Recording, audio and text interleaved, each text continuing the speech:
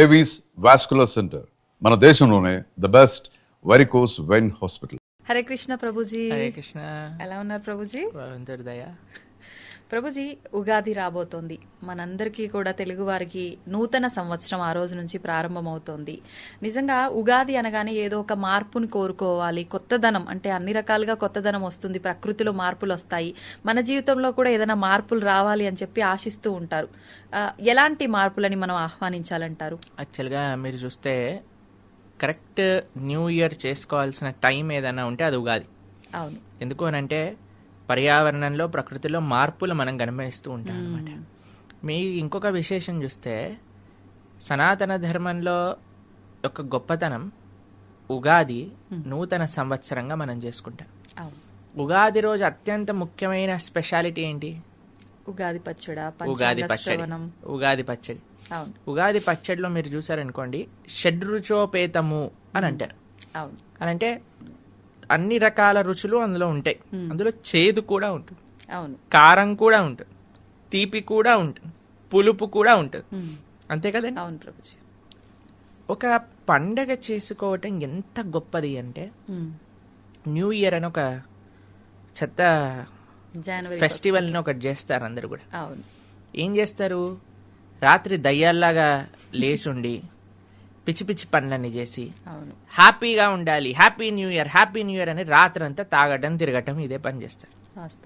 ఎందుకు అట? మొత్తం ఇయర్ అంతా హ్యాపీగా ఉండాలి. హ్యాపీనెస్ ఏంటి? తాగటం తిరగటం. ఇలా ఆ ఉత్సవం అనేది ఒకటి చేస్తారు. కానీ ఉగాది ఇచ్చే సందేశం మీరు చూస్తే, జీవితం అనేది హ్యాపీగానే ఉండాలి అని నువ్వు కోరుకోకు. నువ్వు ఎంత కోరుకున్నా అది హ్యాపీగానే ఉండదు. జీవితంలో హ్యాపీ మూమెంట్స్ ఉంటాయి, సాడ్ మూమెంట్స్ ఉంటాయి. అటు తీపి, ఇటు చేదు, ఇటు వగరు, అటు కారం, పులుపు అన్నీ ఉంటాయి. దాన్ని నువ్వు యాక్సెప్ట్ చెయ్యటమే నీకు హ్యాపీనెస్ ఇస్తుంది అని ఎంత మెచ్యూర్ అండర్స్టాండింగ్ మనకి ఉగాది పండగ ఇస్తుంది. అటు ప్రకృతిలో మార్పులు, ఇటు మన జీవనంలో మార్పులు, మన యొక్క వ్యక్తిత్వంలో మార్పులని ప్రేరేపించే ఒక చిన్న విషయం అండి ఉగాది పచ్చడి. మొత్తం సంసారాన్ని తెలిపేస్తూ ఉంటుంది ఆ ఉగాది పచ్చడి. చిన్న పిల్లవాడికి కూడా ఉగాది పచ్చడిలో ఎలా ఉందో నాన్న, అలా కొన్నిసార్లు నీకు మంచి మార్కులు వస్తాయి, కొన్నిసార్లు రాకపోవచ్చు, కొన్నిసార్లు నీకు ఒక కాంపిటీషన్లో గెలవచ్చు, ఒకసారి గెలవకపోవచ్చు, పర్వాలేదు. జీవితం అనేది ఇలా సాగుతుంది. అన్ని కలిసి ఉన్నప్పుడే మనకు ఆనందం వస్తుంది. ఇప్పుడు చూడండి, మనకి చేదు తెలిస్తేనే తీపి రుచి ఇంకా బాగా అర్థమవుతుంది. ఇప్పుడు చూడండి, చాలాసార్లు ఏమంటారు, ఇంట్లో అన్నం పెట్టామనుకోండి, పప్పు చేసావేంటి, కూర చేసావేంటి అని కంప్లైంట్ చేస్తారు. అదే హాస్టల్కి వెళ్ళి వచ్చిన పిల్లలకి ఇంట్లో ఏం పెట్టినా ఏమంటారండి, అమ్మా అమృతంలా ఉందమ్మా, అమృతం అమృతం అంటారు. అవునా కాదు? పిల్లల వరకు ఎందుకు ప్రభుజీ, మేము అవుట్డోర్ వెళ్తేనే ఒక 4 రోజులు ఇంటికి వెళ్ళగానే చక్కగా అన్నం వండుకొని కారం వేసుకొని తిన్నా చాలా అనిపిస్తుంది కదండి. ఎందుకంటే మనం ఆ బాధను ఎక్స్పీరియన్స్ చేశాం కాబట్టి ఆనందం ఇంకా బాగా వస్తుంది. అవును, అంతే కదండి. కాబట్టి ఎవ్వరు కూడా జీవితం మొత్తం ఆనందంగానే ఉండటము అనేది ఎలాంటిదో తెలుసా అండి? రోజు ప్రొద్దున, మధ్యాహ్నం, సాయంత్రం, రాత్రి ఒక 1 నెల రోజులు మీకు గులాబ్ జాములు మాత్రమే పెడితే మీ పరిస్థితి ఏమవుతుంది చెప్పండి? వెగటొచ్చేస్తుంది స్వీట్ అంటే.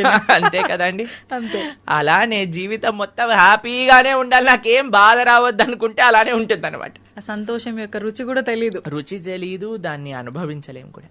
కాబట్టి జీవితంలో అన్నీ అంటే కోరి తెచ్చుకోవాల్సిన అవసరం లేదండి. అది ఆటోమేటిక్ గా వస్తుంది. ఆటోమేటిక్ గా మనకి అపమానం, జయం, అపజయం, లాభం, నష్టం ఇవన్నీ వస్తుంటాయి. దీనికి మనం ప్రిపేర్డ్ గా ఉండాలి, జీవితంలో తెలుసుకొని ఉండాలి. అది తెలుసుకున్న వాడు ఎప్పుడు కూడా, ఇప్పుడు చూడండి, చిన్ని ప్రాబ్లం రాగానే సూసైడ్. అవును, వింటున్నారా మీరు? ఎన్ని కేసులు వింటున్నారు? ఎందుకు ఇది జరుగుతుంది? ఎందుకంటే అసలు అపజయం వచ్చినా సరే పర్వాలేదు అనే విషయం తెలియట్లేదు. చిన్నదానికి పర్వాలేదు ఇది కూడా అనే జ్ఞానము లేదు. ఎందుకంటే మనం ఏం చెప్తున్నాం? బాగా చదువుకో, ఎందుకు? ఆనందంగా ఉంటావు.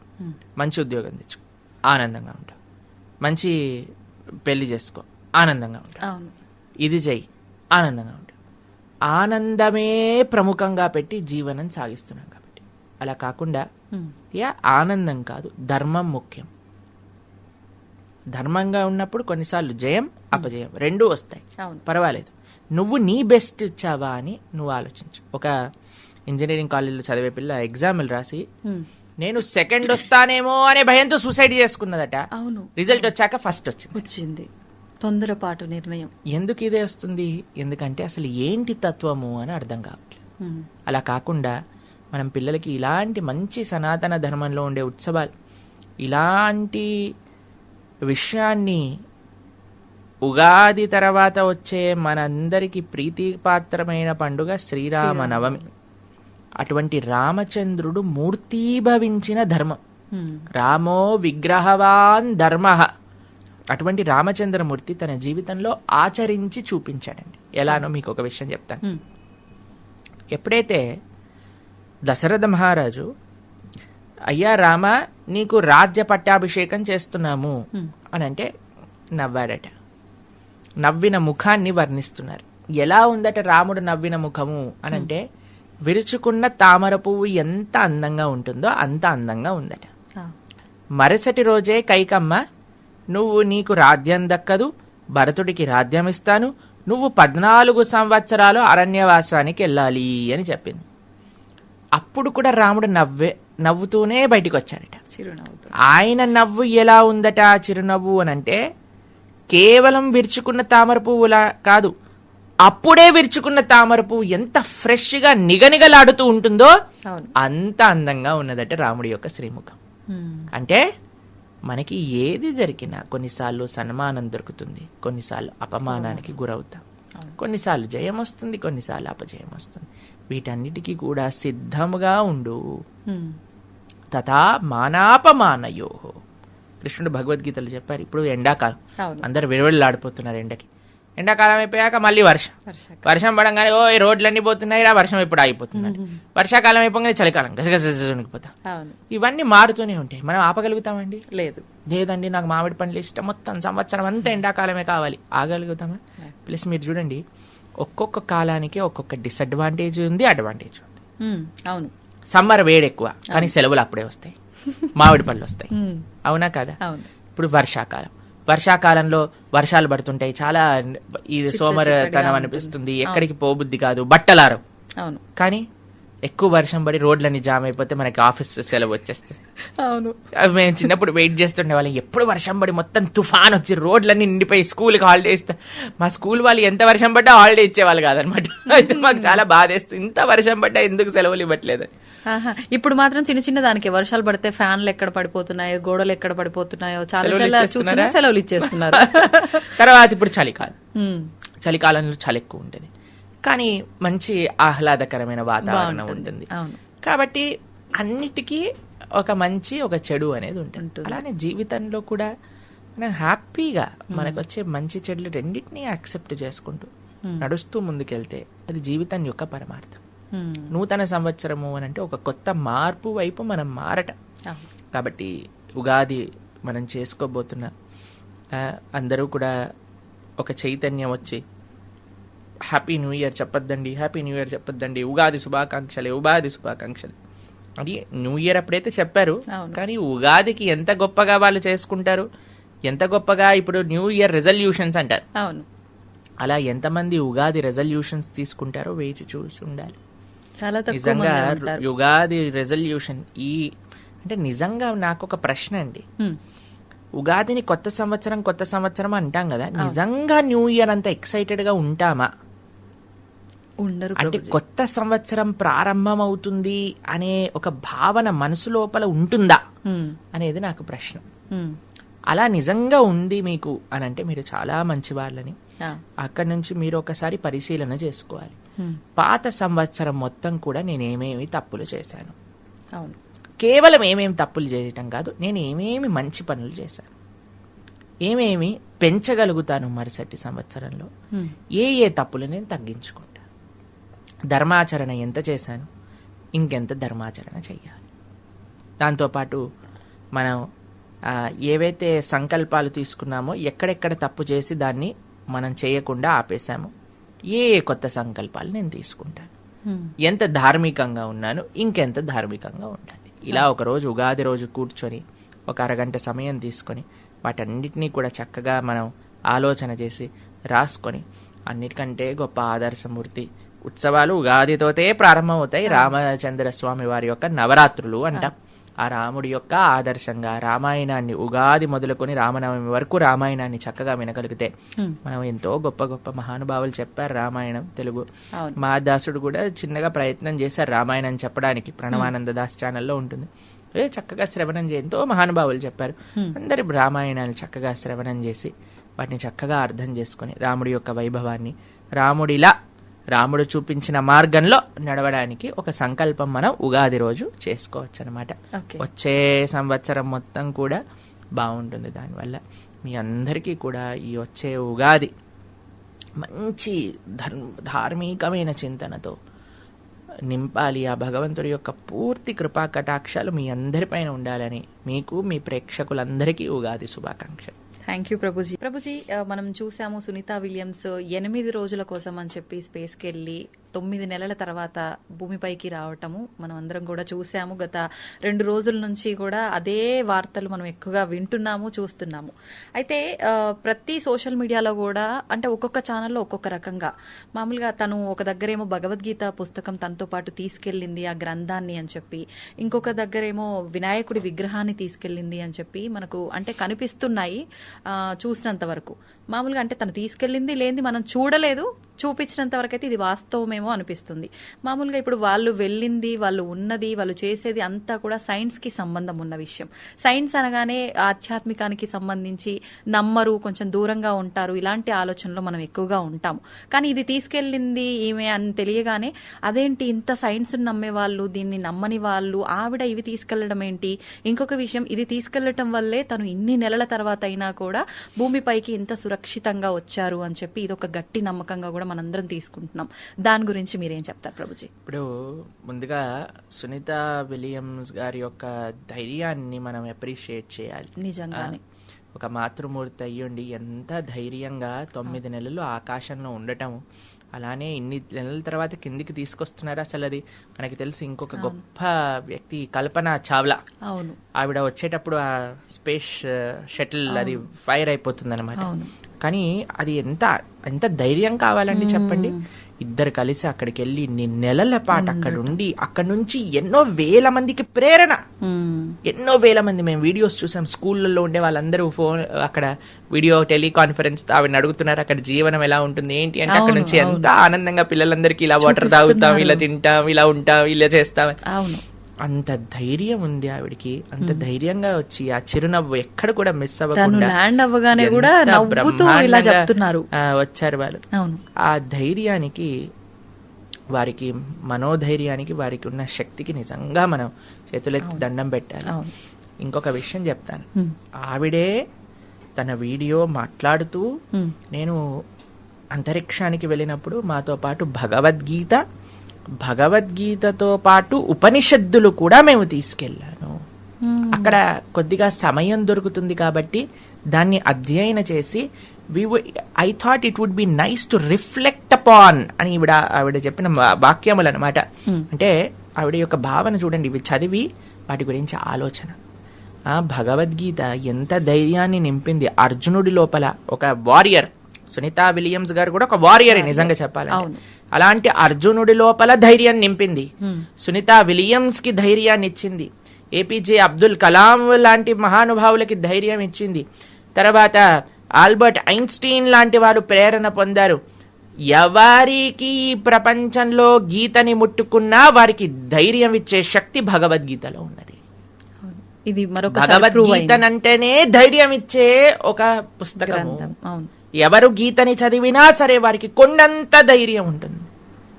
ఎందుకంటే అండి అక్కడ కృష్ణుడే ఉన్నాడు కదా, కృష్ణుడే ఉపదేశం చేసింది కదా. యద్రపాతో ధనుద్ధరః, ఆయన ఉండంగా ఇంకా మనకి ఏం కావాలి చెప్పండి. కృష్ణుడు, అర్జునుడు, భగవంతుడు, భగవద్భక్తులు ఉన్న చోట ధైర్యం ఎందుకు ఉండదండి? తక్కువేమి మనకు రాముడు ఒక్కడుండు వరకు చక్రధారి అయి మన చెంతనే ఉండగా తక్కువేమి మనకు అని అంటారు. అటువంటి అద్భుతమైన తత్వం ఈ ప్రపంచంలో ఎవ్వరూ ఇయ్యలేని ధైర్యం ఆధ్యాత్మిక మార్గం మనకిస్తుంది, ధర్మాచరణ మనకిస్తుంది. మొండితనాన్ని ఇవ్వదండి, ధైర్యాన్ని, ధార్మికమైన ధైర్యాన్ని, ధైర్యంతో పాటు కొండంత వినయాన్ని ఇస్తుంది. ధైర్యం ఒక కొండలా మనకిస్తే అంతే కొండలా వినయాన్ని ఇస్తుందండి, అంతే కొండగా మంచితనాన్ని ఇస్తుంది. అది నిజమైన ధర్మం అండి. అహంకారంతో వేరే మతాలపైన దూషణ చేస్తూ ప్రేరేపాలు పడుతూ వేరే వాళ్ళ శాస్త్రములలో ఉండే గ్రంథములలో ఉండే విషయాలన్నింటినీ వక్రీకరించి చెప్పటం, ఇలాంటివి ఎప్పుడు కూడా మంచి ధర్మం అయితే ఇవ్వదు. అలా చేయడము, ఎదుటివారిని రెచ్చగొట్టడము, ఎన్నో గొడవలకి కారణం ఇలాంటివి చేయకూడదు. ఇప్పుడు ఒకళ్ళు చేస్తున్నారు అని అంటే ముళ్ళుని ముళ్ళుతోటే తీయాలి అని మన వాళ్ళు కూడా ప్రారంభం చేశారు. మంచి పనే, ఎందుకంటే మనం ఎన్ని రోజులని సాధువులుగా ఉంటాం, ఇన్ని రోజులు ఉన్నాం కాబట్టి మనకి ఈ దుస్థితి కలిగినది.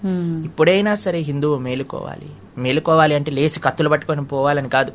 మేలుకోవాలి అని అంటే లేచి కనీసం వాడైనా వాడి పుస్తకంలో ఏముంది చదువుకుంటే. సునీతా విలియమ్స్ స్పేస్ లో చదువుతుంది, వీడు భూమిపై నుండి చదవట్లేదు. వీడికి అన్ని అవకాశాలు ఉండి కూడా చదవలేకపోతున్నాడు. ఎంత విచిత్రం. బయట వాళ్ళని మనం అంటున్నాం కానీ బయట వాళ్ళని ఎందుకు అనాల్సి వస్తుందంటండి. వాడు నిన్ను మూర్ఖుడిగా ఎందుకు చేస్తున్నారంటే నువ్వు చదవట్లేదు కాబట్టి నీ విశేషాలు. న్యూటన్ ఏమంటారు తెలుసా అండి, where science ends spirituality starts అని అంటారు. ఎక్కడైతే శాస్త్రజ్ఞానం ఎక్కడైతే ఆగుతుందో, విజ్ఞానం ఎక్కడైతే ఆగుతుందో అక్కడ స్పిరిచువాలిటీ, ఆధ్యాత్మిక భావన అనేది ప్రారంభం అవుతుంది. కాబట్టి వీళ్ళు సో కాల్డ్ ఏథీస్ట్, మేము సైన్స్ నమ్ముతాం అని ప్రలేబాలు పెట్టి దేవుడిని దూషించే వాళ్ళందరికీ చప్పు దెబ్బ. నిజంగానే ఇస్రోకి సంబంధించిన ఏ లాంచ్ జరిగినా సరే వాళ్ళు వెంకటేశ్వర స్వామి వారి దగ్గరికి వెళ్ళి ఆరాధన చేస్తారు. సూలూరుపేటలో అమ్మవారు ఉంటుంది, ఆవిడ దగ్గరికి వెళ్ళి పూజ చేయిస్తారు. అలాంటి శాస్త్ర విజ్ఞానం తెలిసిన వాళ్ళేమో ఇలా ఉంటే, మనకి ఇంత మిడిమిడి జ్ఞానం తెలిసిన వాడేమో సైన్స్ అని బయలుదేరుతాడు, దేవుడు లేడని బయలుదేరుతాడు. ఎంత విచిత్రం అనిపిస్తుంది అంటే, ఒక కథ చెప్తాను మీకు. ఒకసారి ఒక ఆయన నడుస్తుంటే జేబులో ఒక చిన్న హోల్ ఉందట. అయితే జేబు చినిగిపోయిందట. అయితే అందులోపల నుంచి 5 రూపాయల కాయిన్ ఒకటి వెళ్ళి ఒక కప్ప ఉండే ఒక త్వరలో పడిందట.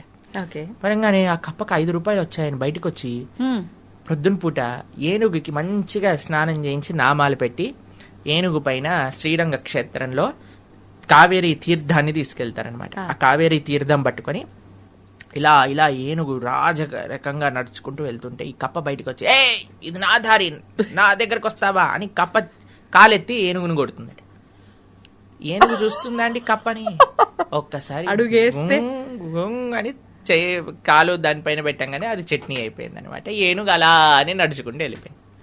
అలా వీళ్ళు మిడిమిడి జ్ఞానంతో అటు సైన్స్ అది ఇది అని, దాంతోపాటు మేము ఆ మతం అలాంటిది, ఈ మతం ఇలాంటిది అని మతోన్మాదులందరూ కూడా బయలుదేరి సనాతన ధర్మం పైన దాడి చేస్తూ ఉన్నారు కదా, వాళ్ళందరూ కూడా ఇలాంటి కప్పల్లాంటి వాళ్ళే. కొన్ని ఫాలోవర్లు వచ్చారు, నేను వీడియో చేస్తే 1,00,000 మంది వ్యూలు చూస్తున్నారు అని, నేనేదో గొప్పవాడిని అని నువ్వు పడే ప్రేరేపణలు ఎటువంటివి అని అంటే ఇలాంటివే. భగవంతుణ్ణి దూషించే వాళ్ళం మనం ఎంతమంది. వేరే వాళ్ళు ఇన్ని లక్షల మందికి ఆరాధ్యమైన భగవంతుణ్ణి మనం దూషిస్తున్నాము, ఆ మాటలు అంటున్నావు అంటే ఎంత పెద్ద అపరాధం చెప్పండి. కాబట్టి నువ్వు నాస్తికుడివా, నీ ఇంట్లో ఉండు, నిన్నెవడూ మాట్లాడమనలేదు. ఆ మూఢనమ్మకాల్ని ఖండించాలి. మీకు ఒక విషయం చెప్తాను, మనం కూడా ఎప్పుడైనా సరే మూఢనమ్మకాల్ని ఖండిస్తాం. మీరు మా మాటల్లో వింటాం, ఎప్పుడు కూడా అశాస్త్రీయమైన విషయాలను మనం ఒప్పుకో మాట్లాడడం. అలా అని ఆధ్యాత్మికతను మన మాటలను కూర్తు, భక్తుల యొక్క ఆరాధ్యమైన భగవంతుని మనం ఏమనకూడదు. మనకి తెలుసు శ్రీనివాస రామానుజన్ ఎంత గొప్ప మ్యాథమెటిషియన్. వారిని ఒకసారి అడిగారు, అయ్యా మీరు ఇంత గొప్పవారు ఎలా అయ్యారు, మీకు ఇంత కాంప్లికేటెడ్ సొల్యూషన్స్ కూడా ఎలా వస్తున్నాయి అంటే వారు ఏమని చెప్పారు తెలుసా, నామగిరి అని ఒక ప్రదేశం ఉంది తమిళనాడులో, నామగిరి తాయారు అంటే అక్కడ ఉండే లక్ష్మీదేవి నాకు సొల్యూషన్స్ చెప్తుంది, నామగిరి తాయారు నాకు చెప్పిందే నేను రాస్తాను. వారి యొక్క జీవిత చరిత్రలో అది భద్రపరుచున్నదండి. నామగిరి తాయారు యొక్క ఆశీర్వాదం, ఆవిడ చెప్పటం వల్ల, ఆవిడ అనుగ్రహం వల్ల నాకు వస్తుంది. మనము జీవితంలో ఇలా మాట్లాడతారు చూడండి టీవీల పైకి వచ్చి సైన్స్ వైన్స్ అని, అవును, అలాంటి వాళ్ళు జీవితంలో సాధించింది ఏం లేదు. ఏమీ లేదు. అలాంటి వాళ్ళ వల్ల ఉపయోగము ప్రపంచానికి ఏం లేదు. అలాంటి వాళ్ళని ప్రపంచం గుర్తుంచుకోనూ లేదు. అంతే. ఎవరినైతే గుర్తుంచుకుందో వాళ్ళందరూ వినయంగా ఉన్నవాళ్ళు, భగవంతుడిని యాక్సెప్ట్ చేసిన వారు, భగవంతుడిని ఆధ్యాత్మికంగా ఉన్నవారికి ఆ కీర్తి లభించింది. అది అన్నిటికంటే గొప్ప విషయం. అంటే ఏదో శక్తి లేనిదే మనం ఎలా ఉన్నాము అనే ఒక ఆలోచన ఎందుకు చేయలేకపోతున్నారో అర్థం కావట్లేదు. చూడండి, మూర్ఖులకి ఆ ఆలోచన వచ్చినా అది అర్థం చేసుకునే తత్వం ఉండదండి. అందుకే అంటాం కదా, మనం గుర్రాన్ని నది వరకు తీసుకుని రాగలుగుతాం కానీ నీటిని తాగించలేము. అవును. కాబట్టి ఆలోచన చేస్తే ప్రతిదీ అర్థమవుతుంది. అంత ఎవిడెంట్గా ఉన్నా సరే అర్థం కావట్లేదు అని అంటే వారి యొక్క అజ్ఞానం, వారి యొక్క అహంకారం అదే వారిని కప్పేస్తుంది అనమాట. ఎవరైతే వినయంగా ఉంటారో భగవంతుడు అన్ని మంచి విషయాలు వారికి తెలియజేస్తారు, అందులో ఎటువంటి సందేహం లేదు. అంటే అది ఇప్పుడు అలా ఉండటం కూడా వాళ్ళ గత జన్మ కరుణ బట్టే ఉంటుందా ప్రభుజీ? అలా నాస్తికత్వంగా భగవంతుని దూషించి మాట్లాడటం ఇదంతా కూడా, లేదంటే ఈ జన్మలో ఉండే అజ్ఞానంతో కళ్ళు మూసుకుపోవటమేనా? అంటే ఏంటంటే అండి, ఎన్ని జన్మల సంస్కారములు మనతో వచ్చినా సరే మనం కానీ వినయంగా ఉంటే, అరే నాకు తెలీదు అనే భావన నా లోపల ఉంటే, తెలుసుకుంటాను అని ప్రయత్నం చేస్తే, వినయంతో స్వామిని శరణాగతి చేస్తే భగవంతుడు సాక్షాత్కరింపజేస్తాడు. దాంట్లో ఎటువంటి సందేహం లేదు. కాబట్టి నా కర్మ వల్ల నేను ఇలా ఉండడానికి అనటం కంటే నేను మారుతాను అనే ఒక సంకల్పం తీసుకోవటం చాలా గొప్ప సంకల్పం. చాలా సంతోషం ప్రభుజీ. నిజంగా సునీత విలియమ్స్ గారిని ప్రతి ఒక్కరు కూడా ఆదర్శంగా తీసుకోవాలి ప్రతి విషయంలో. తను ఉన్నది ఎక్కడ, మనం ఉన్నది ఎక్కడ. మీరు చెప్పినట్టుగా ప్రతి ఒక్కరూ గీతని చదవటం కనుక మొదలు పెడితే మనకు మార్పు వస్తుంది జీవితంలో. ఇంత ముందు కూడా మనం మాట్లాడుకున్నాము. అటువంటి ఒక ప్రారంభం అనేది ఎలాగో మనకు నూతన సంవత్సరం రాబోతుంది కాబట్టి మీరు ఇందాక ఆ టాపిక్ లో కూడా చెప్పారు. ఆ రోజు నుంచి ఇలాంటి గ్రంథాలని చదవటం మొదలు పెడితే ఇలాంటి అజ్ఞానంతో ఉన్న వాళ్ళకి ఒక మంచి మార్పు మొదలవుతుంది అని ఆశిద్దాం. ప్రభుజీ, భగవంతుని విషయానికి వచ్చేసరికి మనం క్షేత్రాలకు వెళ్ళినప్పుడు చూస్తుంటాం. ముఖ్యంగా తిరుపతి అనేసరికి ఆయన ఖచ్చితంగా మొక్కులు ఫేమస్. అక్కడ తలనీలాలు అందులో ఒకటి భాగంగా. అంటే ఎందుకు తలనీలాలు అనేది ఎందుకు ఇవ్వాలి? ఆయన భగవంతుడు అడుగుతాడా తలనీలాలు ఇవ్వాలని చెప్పి? ఏంటి దాని గురించి తెలియజేయండి. ఇంకొక విషయము, కొబ్బరికాయ. ఖచ్చితంగా మనం భగవంతుడు, ఆధ్యాత్మికత, పూజలు అనగానే ఫస్ట్ మనందరికీ గుర్తొచ్చేది కొబ్బరికాయ కొట్టాలి అని చెప్పి. అసలు ఎందుకు కొట్టాలి కొబ్బరికాయని అని చెప్పి? రెండు మంచి ప్రశ్నలు అడిగారు మీరు. కొంతమంది సినిమాలో వాళ్ళు కూడా మనల్ని ఎగతాళి చేస్తారనమాట, భగవంతుడు నీ డాండ్రఫ్ జుట్టుని ఏం చేసుకుంటాడు అని.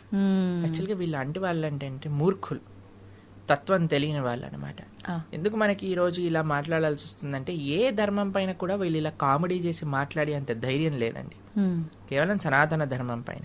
ఎందుకు అని అంటే హిందువు చాలా తేలిగ్గా, ఎందుకంటే హిందువుకి వాటి ధర్మం అంటే ఏంటో తెలియదు, మర్చిపోయాడు కాబట్టి. కానీ మనం మన ధర్మం యొక్క విశిష్టత ఎవరైనా అడిగారు అనుకోండి, నీ డాండ్రఫ్ జుట్టు దేవుడికి ఎందుకు ఇస్తున్నావు అంటే మనం ఏం సమాధానం చెప్తామో తెలియాలి కదండి. అవును, జుట్టును ఎందుకు ఇస్తున్నావు, కొబ్బరికాయ ఎందుకు కొడుతున్నావు, ఎందుకు మన ధర్మం ఇది ఎందుకు ప్రమోట్ చేసింది, ఒకసారి ఆలోచన చేద్దాం. ఇప్పుడు చూడండి, జుట్టు విషయానికి వచ్చేసరికి ఎక్కడున్నా సరే జుట్టు ఉందనుకోండి, ఒకలైతే నేను చూసాను బైక్ దిగక ముందు ఒక చిన్న దువ్వెన పెట్టుకొని దువ్వెన తీసి తూకుంటున్నాడు అనమాట. ఎందుకంటే ఏది ఉన్నా సరే ఆ హెయిర్ స్టైల్ అనేది అన్నిటికంటే ముఖ్యం అనమాట. ఎక్కడైనా విండో చూపిస్తున్ననుకోండి వెంటనే సరి చేసుకుంటూ నించుంటారనమాట. అర్థం కనిపించిందంటే జుట్టు సరి చేయాలి, ఎలా ఉన్నామో చూసుకోవాలి, అంతే కదండి. అంతే. ఇప్పుడు ఒక వ్యక్తి అట, వాడికి గుండుగాట, మొత్తం బట్టతల, ఇక్కడ రెండు జుట్టు, ఇక్కడ రెండు కేశాలు అలా ఉన్నాయట.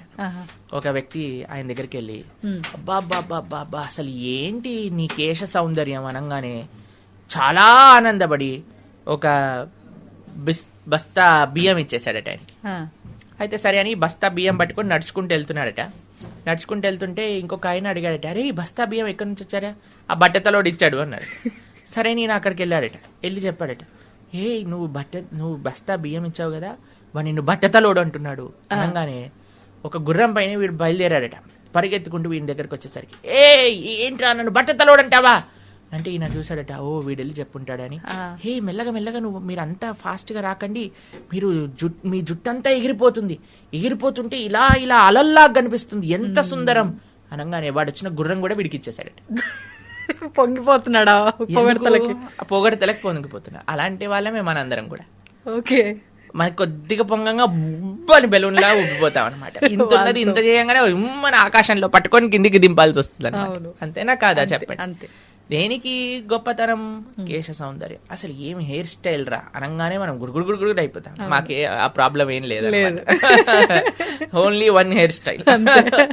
అయితే కేశములను ఇవ్వటము అని అంటే సెల్ఫ్ కాన్షియస్నెస్. బాగున్నామా లేదా, జుట్టు ఎగిరిపోయిందా లేదా, దాన్ని మా చిన్నప్పుడు ఇది వచ్చేది జెల్ అని వచ్చేది అనమాట.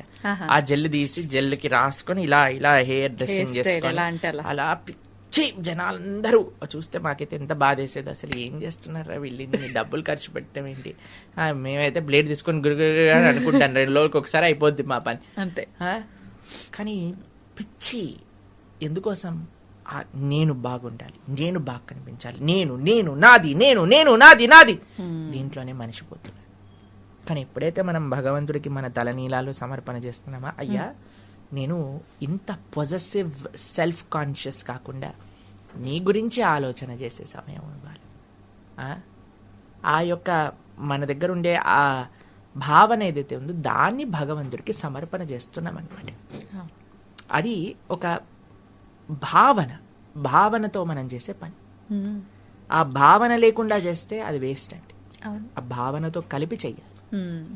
ఒకడంటాడు, ఈ మధ్య వీడియోలో చూసాను అనమాట, మనకి సనాతన ధర్మంలో ఎప్పుడు గుండు చేయించుకున్నా సరే శిఖ పెట్టుకొని చేయించుకోవాలండి. ఓకే, ఎందుకని ప్రభుజీ? అది మన ధర్మం, మన సాంప్రదాయం. ఎవరైనా సరే ఏ వర్ణంలో ఉన్న వాళ్ళైనా సరే, ఎక్కడైనా సరే, హిందువులు అంటే ముందుగా ఒక విషయం ఏంటి అంటే స్త్రీలు గుండు చేయించుకోరాదు. స్త్రీలు గుండు చేయించుకోరాదు, పురుషులు చేయించుకోవాలి. చేయించుకున్నప్పుడు మనం శిఖ పెట్టుకోవాలన్నమాట. ఇది చాలా ముఖ్యమైనది. ఒక ఆయన అంటాడు, తిరుపతిలో శిఖ పెట్టకుండా మొత్తం బోడిగుండు చేసేస్తారు కదా, అంటే అది బౌద్ధారామము, బుద్ధుడి యొక్క ప్రదేశం అని దాని వల్లే తెలుస్తుంది అని అన్నాడు అనమాట. ఇప్పుడు చూడండి, మేము ఎన్నో ప్రదేశాలు, ఎన్నో దేశాలలో బౌద్ధారామాలకు వెళ్ళాం. అక్కడ అందరూ అగరబత్తులు చూపిస్తారు. అగరబత్తులు చూపించడం ఎవరి సాంప్రదాయం? మనం చూపిస్తాం కదా, అంతే కదా. అలానే బౌద్ధ రామాలన్నీ కూడా హిందువులవే అని మనం అంటామా? లేదు. అంటే ఎలాగ మాట్లాడేస్తున్నారు జనాలంటే మాకు నవ్వు వస్తుంది. ఏది తోస్తే అది మాట్లాడే. ఒక ఆయన మాట్లాడతాడు, ప్రబుద్ధుడు. ఏమంటాడంటే, రాముడు 10 లక్షల సంవత్సరాలు పూర్వం అని ఎలా చెప్తారు? ఎందుకంటే హిస్టరీ ప్రకారంగా మనకి కేవలం ఒక 4000 సంవత్సరాల ముందే మనకి స్టార్ట్ అయిపోయింది అని. అదే హిస్టరీని సైన్స్ ప్రకారంగా కానీ మనం చూస్తే మనుషులు కోతుల నుంచి వచ్చారు అని ఉంటుంది, కానీ ఒక 2 మనుషుల నుంచి వచ్చాయి అని చెప్పరు. అంతే. మన ధర్మం గురించి చెప్పేటప్పుడేమో సైన్స్ హిస్టరీ కావాలి, వాళ్ళ ధర్మం దగ్గరకు వచ్చేసేదేమో వాళ్ళ పుస్తకం కావాలి. అంతే. మన ధర్మాన్ని దూషణ చేసేటప్పుడేమో అడ్డమైన లాజిక్లన్నీ తీసుకొస్తాడు, వాళ్ళ ధర్మాన్ని ప్రశ్నిస్తేనేమో మాది సత్యం అంట. అంతే. ఏంటండి అసలు? ఎవరి స్వార్థం వాళ్ళదండి. ఎంత మోసం, ఎంత స్వార్థం, అసలు ఎన్ని రకరకాలుగా సనాతన ధర్మాన్ని. కానీ మీకు ఒక విషయం తెలుసా అండి, వీళ్ళు ఏమీ చేయలేరు మన ధర్మాన్ని. ఎందుకో తెలుసా అండి, ఎప్పటి వరకైతే 1000 సంవత్సరాల నుంచి భారతదేశాన్ని అన్యమతస్థులు పాలిస్తూ ఉన్నారు, అయినా ఈ భారతదేశంలో అందరికంటే ఎక్కువ ఉన్నది సనాతన ధర్మానికి చెందిన వాళ్ళే. అవునా కదా? 1000 సంవత్సరాలైనా సరే మనం బాగున్నాం, 1,00,000 సంవత్సరాలైనా సరే మనం బాగుంటాం. ఎప్పుడు మనము సినిమాలలో చూసి మన ధర్మాన్ని మనమే అవహేళన చేసుకోవటం ఆపినప్పుడు, తల్లిదండ్రులు పిల్లలకి ధర్మం గురించి, ధర్మ సూక్ష్మములు ముందు వాళ్ళు తెలుసుకొని పిల్లలకి చెప్పినప్పుడు, ఫ్యాషన్ పేరుతో, వెస్టర్నైజేషన్ పేరుతో మన సంస్కృతి సాంప్రదాయాలు, మన కట్టు బొట్టు ఆచరణని మనం వదిలేసితే మనకి నష్టం ఉంది. కానీ మనం ఇంకా సనాతన ధర్మానికి ముందుకు తీసుకెళ్ళాలి అని అంటే మనం జాగ్రత్తగా ఉండాలి. ఆ సాంప్రదాయాలన్నింటినీ కూడా మనం పాటించాలి చక్కగా. రెండవ ప్రశ్న మీరేమన్నారు? కొబ్బరికాయలు కొట్టడం. మాకు చిన్నప్పుడు ఏదైనా వ్రతం పూజ అయిందనుకోండి, ఒక్కొక్కళ్ళకి ఒక్కొక్క కొబ్బరికాయ ఇచ్చేవాళ్ళు అనమాట. కొబ్బరికాయ కొట్టు, కొబ్బరికాయ కొట్టు, కొబ్బరికాయ కొట్టు. ఇప్పటికి కూడా ఇక్కడే ఇంటికి వెళ్ళామనుకోండి, చిన్నగా ఉన్నప్పుడు మేము కొబ్బరికాయ కొట్టండి, కొబ్బరికాయ కొట్టు. ఏంటి అసలు ఈ కొబ్బరికాయలు కొట్టడం అర్థం కాలేదండి. అప్పుడప్పుడు మనం చిన్నగా ఉన్నప్పుడు మా చేతులు పడిపోయాయి అందులో చాలా బాధేసేది. అబ్బో ఏంటి కొబ్బరికాయలు కొట్టడం ఏంటి, ఇల్లంత చిందరబందర ఏంటి, అసలు ఏంటి దీని లోపల ఉండే తత్వం ఏమిటి. మీకు అనిపించింది మన బుర్ర కూడా కొబ్బరికాయ లాంటిదే, గట్టిదైపోయింది అహంకారంతో అజ్ఞానంతో, టెంకలాగా అయిపోయింది. టెంక టింగ్ టింగ్ టింగ్ అని బుర్ర ఎట్లా అయితే మనకి లోపల నుంచి కొబ్బరికాయ పైన నీళ్లు పోస్తే మన లోపలికి ఎక్కుతుందా, ఏం ఎక్కదా. ఎందుకు, టెంక గట్టిగా ఉంది. కానీ ఆ గట్టి టెంక లోపల మధురమైన తీయదైన నీళ్లు, దాంతోపాటు కొబ్బరి లోపల తెల్లగా ఉండే పదార్థం ఉన్నాయి. ఎప్పుడైతే నువ్వు అహంకారాన్ని విడుతావో, అహంకారాన్ని భగవంతుడి యొక్క చరణముల దగ్గర బద్దలు కొడతావో, అప్పుడు నీ యొక్క స్వరూపం, తీయదైన స్వరూపం, కోమలమైన స్వరూపం అది బయటికి వస్తుంది. ఎప్పటి వరకైతే అహంకారాన్ని వీడవో అప్పటి వరకు నీ స్వరూపాన్ని నువ్వు తెలుసుకోలేవు. అది కొబ్బరికాయ కొట్టడంలో ఆంతర్యం. మరి ఇప్పుడు కొబ్బరికాయ తీసుకొని భగవంతుడి ముందేస్తే, స్వామి కొబ్బరికాయ ఎట్లయితే పగిలిందో నా అహంకారం అలా పగులుగాక, నా అజ్ఞానం అలా పగులుగాక అని స్వామికి విన్నవించాలి. కొబ్బరికాయ కొట్టడం తప్పు కాదండి. కొబ్బరికాయ ఫట్ అని కొట్టినప్పుడు వెంటనే మీరు ఆ ప్రార్థన చేయాలి, స్వామి కొబ్బరికాయ ఎలా పగిలిందో అలా నాలో ఉన్న దుర్గుణాలు కూడా అలా వెళ్ళిపోవాలి. అంతేగాని కొబ్బరికాయ కుళ్ళిపోయింది, కొబ్బరికాయ ఏదో తప్పైపోతుంది, పువ్వు వచ్చింది ఏదో మంచి అయిపోతుంది, ఇలాంటివి ఏమీ లేదు. మాకు ఒకసారి పువ్వు వచ్చింది, దాని తర్వాత చెయ్యి ఇరిగింది, కాబట్టి ఇంక పువ్వు వస్తే మంచి అవుతుంది లేకపోతే ఇది అవుతుంది, అవన్నీ పక్కన పెట్టండి. మన భావన మంచిగా ఉండాలి. స్వామికి ఎందుకు నేను కొబ్బరికాయ కొడుతున్నా, ఎందుకు తలనీలాలు ఇస్తున్నా, ఎందుకు దండవత్ ప్రణామం చేస్తున్నా భగవంతుడి ఆలయంలో, ఎందుకు కాళ్ళు కడుక్కొని లోపలికి వెళ్తున్నా, ఎందుకు స్వామి దర్శనం ఆపాద మస్తకం ఎందుకు దర్శనం చేసుకుంటున్నా, తీర్థం ఎందుకు తీసుకుంటున్నా, ప్రసాదం ఎందుకు చూస్తున్నా, ఆలయంలో కూర్చోమని ఎందుకు అంటారు. ఇవన్నీ మనకి తెలిసినప్పుడు ఎంత ఆనందం అండి. అంతేకాని బల్లి పడింది, పిల్లి వెళ్ళింది, కుక్కొచ్చింది, ఇవన్నీ ఏంటండి అసలు. ప్రతి కదలికలో తప్పు. ప్రతిదాన్ని కుక్క, పిల్లి, నక్క, ఇవన్నీ గాడిద, ఇవన్నీ కూడా మన జీవితాన్ని నిర్ధారణ చేస్తే అసలు మనం ఎక్కడికి వెళ్తామండి. నీ చేతుల్లో ఉంది నీ జీవితం, నీ భావనలో ఉంది నీ జీవితం, భగవత్ కృపలో ఉంది జీవితం, నీ సంకల్ప బలంలో ఉంది నీ జీవితం. ఇది సనాతన ధర్మం ఇచ్చే ఒక అద్భుతమైన మార్గం. దీన్ని అందరూ కూడా కప్పిపుచ్చేసి ఏదో ఏదో రాళ్ళ వల్ల, లేదా ఏదైనా గీతల వల్ల, లేదా ఏదైనా రాయటం వల్ల, లేదా ఇది వల్ల వాళ్ళ వల్ల జీవితం మారిపోతుంది అంటే సారీ సార్ కాదు. ఉగాది పచ్చడి చెప్తుంది మనకి, ఇందాక మాట్లాడుకున్నట్టు మనం ఏమి చేసినా సరే షడ్రుచోపేరితంగానే జీవితం ఉంటుంది. లేకపోతే ఉగాది పచ్చడి ఎందుకంటే పానకం తాగొచ్చు కదా, అంతే. పానకంలో కూడా మిరియాలు పొడేస్తారు. అది మీకు విషయం చెప్తాను. మేము ఒకసారి ఒక స్వీట్ నేర్చుకుంటున్నాం అనమాట స్వామికి నివేదన చేయడానికి. అప్పుడు నేర్పించే వాళ్ళు మాకు చెప్పారు, ప్రభుజీ ఇంతైనా సరే ఉప్పు వేయాలి దీంట్లో స్వీట్ లో. ఏ స్వీట్ చేసినా పాలతో చేసిందంటే పగిలిపోతుంది అనుకోండి, జాగ్రత్తగా చూడాలి, కొన్ని దాంట్లో వెయ్యాలి. చక్కెర పొంగల్ చేస్తున్నాం అనమాట, అప్పుడు కొద్దిగా ఉప్పు వేయాలి దీంట్లో అని అంటారు. ఉప్పు ఎందుకండి స్వీట్లో అంటే, ఆ ఉప్పేస్తే ప్రభుజీ మిగతా వేసిన సామాన్ల యొక్క టేస్ట్ బయటకు వస్తుంది. ఇప్పుడు చూడండి, మీరు కూరలో ఏం వేసినా సరే టేస్ట్ చూస్తే అసలు కూర టేస్ట్ అనిపించదు ఎప్పటి వరకు ఉప్పు సరిపడా అయ్యేంత వరకు. అవునా? అప్పుడు మిగతావన్నీ తెలుస్తాయి కదా. అలానే ఉప్పు వేయాలి, ఉప్పు వేసినప్పుడే తెలుస్తుంది. అలానే మన జీవితంలో కష్టం వచ్చినప్పుడే జీవితం బ్యాలెన్స్ అవుతుంది. సూపర్. కష్టం వచ్చినప్పుడే జీవితం బ్యాలెన్స్ అవుతుంది. ఆ కష్టం వచ్చినప్పుడు కుంగిపోరాదు, ధైర్యంతో నిలబడాలి. అది సనాతన ధర్మం. హరే కృష్ణ.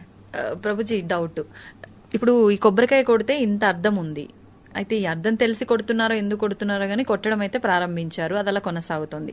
క్షేత్రాలకు వెళ్ళినప్పుడు అది భగవంతుడి దగ్గర నివేదన చేయడానికి వీలు అవ్వట్లేదు అన్నప్పుడు అసలు ఈ కొబ్బరికాయ కొట్టడం ఎందుకు, కొట్టడం మానేద్దాము, అదేదో ఆ 20 30 ఆ కొబ్బరికాయకు పెట్టే పైసలు ఆ హుండీలో వేస్తే సరిపోద్ది, ఇలా చాలా మంది ఆలోచిస్తున్నారు. దీని గురించి ఏం చెప్తారు? బ్రహ్మాండంగా కొబ్బరికాయ కొట్టండి, మనసులో స్వామికి నివేదన చేయండి, ఒక తులసి పెట్టి స్వామికి అయ్యా నేను ఇక్కడ నుంచే నివేదన చేస్తున్నాను. మీకు ఒక విషయం తెలుసా, దాస్యాబౌరి అని ఒక భక్తుడు ఉన్నాడు. ఆయన వాళ్ళ ఇంట్లో కాసిన కొబ్బరి బొండాలని జగన్నాథుడికి పంపించారనమాట. ఆహా. అయితే జగన్నాథుడికి పంపిస్తే ఆయన పాపం మర్చిపోయాడు పంపించిన ఆయన. లోపలికి వెళ్ళి దర్శనం చేసుకుని బయటకు వచ్చేసాడు. మళ్ళీ లోపలికి ఎవరు వెళ్తారులే, ధ్వజస్తంభం నుంచి ఇలా చూపించాడు. జగన్నాథుడు మూల ఆలయంలో నుంచి చెయ్యి బయటికి వచ్చి ధ్వజస్తంభం దగ్గర ఉన్న కొబ్బరికాయ తీసుకొని లోపలికి వెళ్ళిపోయాడు అనమాట. ఓ. కాబట్టి మీరు ఎక్కడున్నారు, స్వామి అర్చకులు నివేదన చేశారా లేదా మర్చిపోండి. మీరు మంచి భావనతో, స్వామి నీ కోసం ఈ కొబ్బరికాయ తెచ్చాను, నా కొబ్బరికాయ, కొబ్బరి టెంక కాదు మనకు స్వామికి ఇచ్చింది, లోపల ఉండే ఆ కొబ్బరి, అది మన మనస్సు, పైన ఉండే టెంక లాంటిది అది మన అహంకారం. ఈ అహంకారాన్ని వీడ్చే స్వామి, నా మనసును నువ్వు స్వీకరించు అని మనస్ఫూర్తిగా స్వామికి నివేదన చేసి మనసులో చక్కగా ఆ కొబ్బరికాయని టక్ టక్ కొట్టుకొని తింటూ ఉండండి. స్వామి యొక్క దర్శనం ఎలా అయింది అని ఆలోచిస్తూ ఉండండి. దానికంటే గొప్ప భావన ఆయన తీసుకున్న ప్రసాదాన్ని మనం తీసుకోవడము. సంతోషం ప్రభుజీ, చాలా చక్కగా వివరించారు. నమస్కారం గురుగారు. నమస్కారం. బాగున్నారా? బాగున్నాను, మీరు ఎలా ఉన్నారు? అమ్మదయ వల్ల బ్రహ్మాండంగా ఉంది. అంతే, మీరు ఆ మాట అనగానే మాలో జోస్ వచ్చేస్తుంది. గురుగారు, పండగలు నిజంగా పండగలు అంటే అదొక గొప్ప పర్వదినం మనందరికీ కూడా. ఒకప్పటి కాలంతో పోలిస్తే ఇప్పుడు పండుగలు అసలు పండగల్లా జరగట్లేదేమో అని అనిపిస్తుంది. నిజంగా ఒకప్పుడు పండుగలు అంటే మా చిన్నతనంలో అమ్మమ్మలు, తాతయ్యలు, పెద్దవాళ్ళందరూ ఉండి ఆ స్నానం చేసే విధానం దగ్గర నుంచి, వంటలు చేసుకునే దగ్గర నుంచి ప్రతి ఒక్కటి, దీపారాధన కానివ్వండి, ఆలయానికి వెళ్ళటము, కొత్త వస్త్రాలు ధరించటము, ప్రతి ఒక్కటి చాలా ఆనందంగా ఉండేది.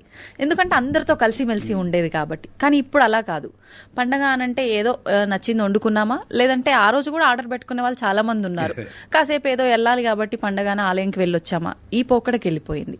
అయితే ఇప్పుడు మనకు ఉగాది రాబోతోంది, నూతన సంవత్సరం మన తెలుగు వారందరికీ కూడా.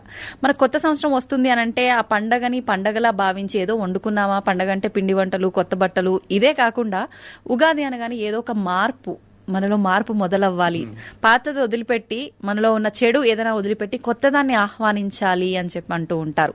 ఏ రకంగా ఉండాలి అసలు ఈ ఉగాదిని మనం ఎలా ఆహ్వానించాలి, ఆ రోజు ఆచరించాల్సిన విధి విధానాలు ఏంటి? దాని గురించి ఇప్పుడు మాట్లాడకూడదు. శాస్త్ర ప్రకారం ఉగాది రోజునే మాట్లాడాలి.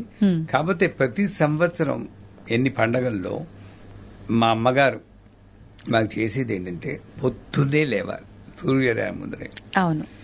లేచి అభ్యంగన స్నానం అంటే తలకి నూనె పెట్టుకుని ఒళ్ళంతా నూనె రాసుకోవాలి. ఈ నూనె రాసుకున్నందువల్ల ఆ రాసేటప్పుడు ఇలా రాసేది మా అమ్మ.